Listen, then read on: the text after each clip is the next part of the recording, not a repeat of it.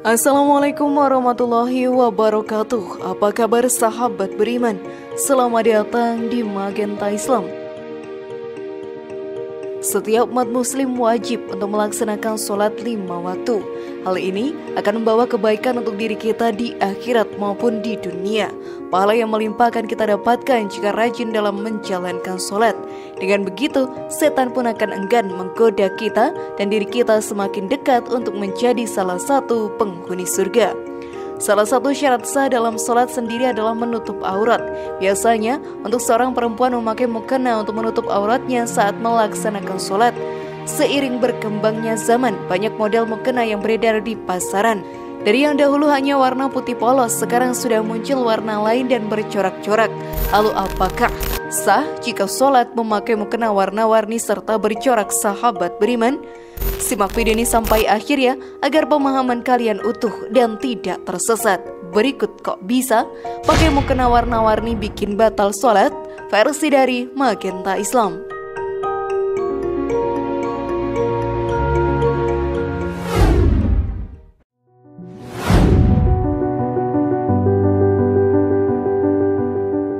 Bagaimana sholat memakai mukena warna-warni? Banyak sekali godaan setan yang menimpa umat manusia.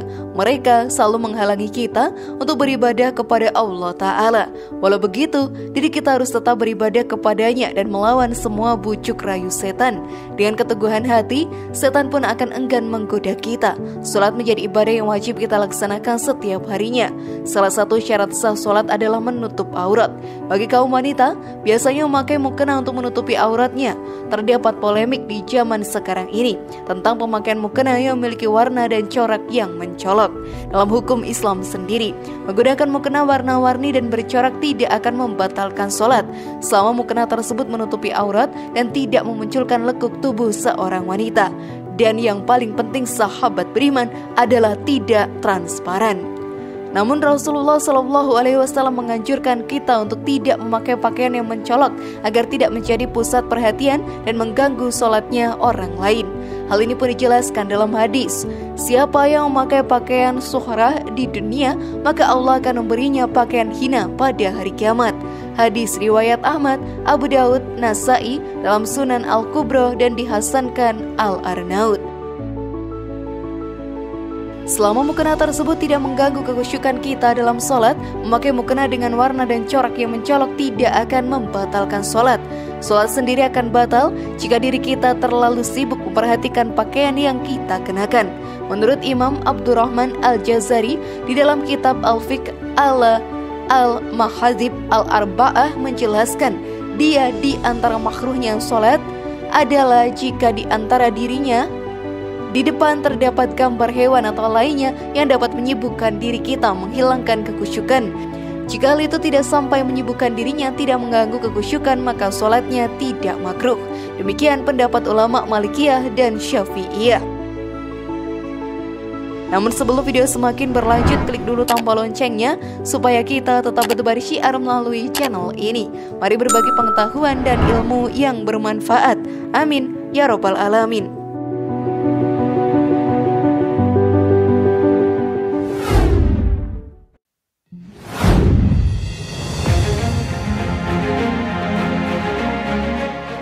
Ada najis yang tertinggal di pakaian atau badan. Sebelum melaksanakan sholat, kita pun harus memastikan bahwa tidak ada najis yang tertinggal di badan atau pakaian yang kita kenakan. Jika kita teledor sahabat beriman dan tidak memperhatikan hal tersebut, maka sholat kita pun tidak akan sah di mata Allah Subhanahu wa Ta'ala. Sehingga ibadah yang kita lakukan sia-sia belaka.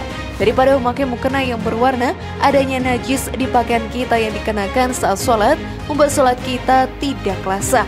Kendati mukena yang digunakan warna putih polos, tetapi ada najis yang tertinggal di sana, tetaplah hal itu tidak akan membuat sholat tidak sah. Untuk para wanita, saat masa haid datang tidak boleh melakukan sholat karena dalam masa tidak suci di tubuhnya. Hal tersebut dijelaskan dalam hadis, jika datang haid maka tinggalkan sholat. Jika darah haid tersebut sudah berhenti, maka mandilah dari darah tersebut lalu sholatlah. Hadis riwayat Bukhari dan Muslim.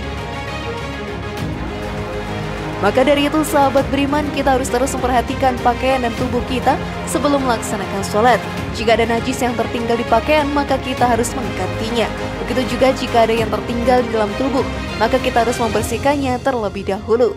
Tidaklah pantas diri kita menghadap Allah Subhanahu wa Ta'ala yang Maha Suci dengan keadaan yang penuh kotoran dalam tubuh dan pakaian kita ini.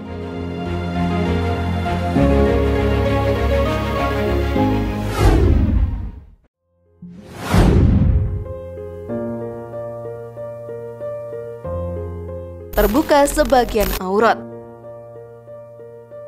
Salah satu hal yang membuat sholat tidak sah untuk para wanita adalah terbuka sebagian auratnya. Menutup aurat merupakan salah satu syarat sah dalam sholat.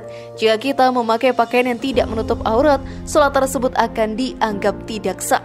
Banyak dari kita yang tidak menghiraukan pakaian saat sholat. Hal tersebut membuat potensi untuk sholat menjadi tidak sah sangatlah besar. Saat kita melaksanakan sholat dan tanpa disengaja aurat kita terlihat, maka sholat tersebut masih sah. Tetapi saat kita mengetahui sebelum sholat bahwa pakaian kita tidak menutup aurat dan tetap memaksakan untuk memakainya, maka sholat tersebut tidaklah sah. Dalam menjalankan ibadah, kita harus memakai pakaian yang pantas dan baik.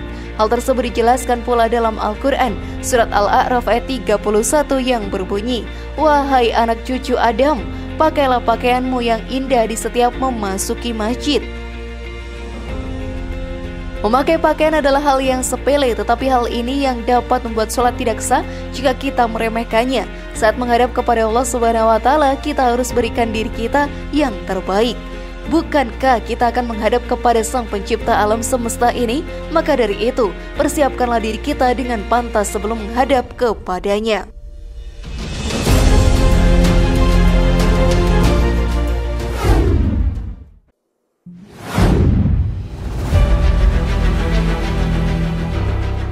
Membuat gerakan selain gerakan sholat. Saat melakukan sholat, pikiran dan hati kita haruslah fokus kepada Allah Ta'ala. Jika kita hilang fokus, maka setan akan masuk dan menggoda kita dalam menjalankan sholat. Salah satu hal lain yang dapat membuat sholat kita tidak sah adalah membuat gerakan selain gerakan sholat. Sholat mempunyai gerakan yang harus dilakukan saat melakukan ibadah tersebut. Gerakan tersebut sudah merupakan hal wajib untuk diingat bagi semua umat muslim yang beriman. Gerakan sholat juga membawa dampak baik bagi kesehatan tubuh kita. Namun karena hilang fokus di diri kita pun bisa saja melakukan gerakan lain di luar gerakan sholat tanpa disadari. Hal tersebut merupakan salah satu penyebab tidak sahnya sholat kita di mata Allah Ta'ala. Menurut ulama, kita dibatasi untuk melakukan 3 gerakan di luar sholat. Dalam hadis pun dijelaskan, hal ini sebagaimana pernah terjadi pada Nabi SAW ketika itu datang malaikat Jibril, sedangkan Nabi SAW sedang melaksanakan sholat berjamaah dengan yang lainnya. Lalu Jibril memberitahukan bahwa di sendal beliau ada najis. Lantas Nabi SAW mencopotnya, sedangkan beliau sedang sholat dan beliau terus melanjutkan sholatnya. Hadis riwayat Abu Daud.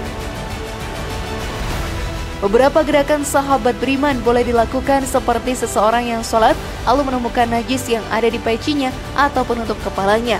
Orang itu diperbolehkan untuk melepaskan penutup kepalanya lalu bergerak untuk menutup syaf yang kosong. Juga diperbolehkan saat sholat berlangsung dan tidak membatalkan sholat. Hal tersebut diperbolehkan karena merupakan salah satu sunnah, yaitu menyempurnakan sholat.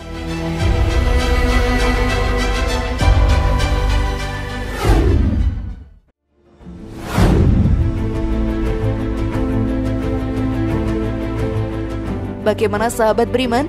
Apakah kalian sudah paham sekarang? Semoga informasi tadi bermanfaat ya dan buat kita berpikir lebih bijak.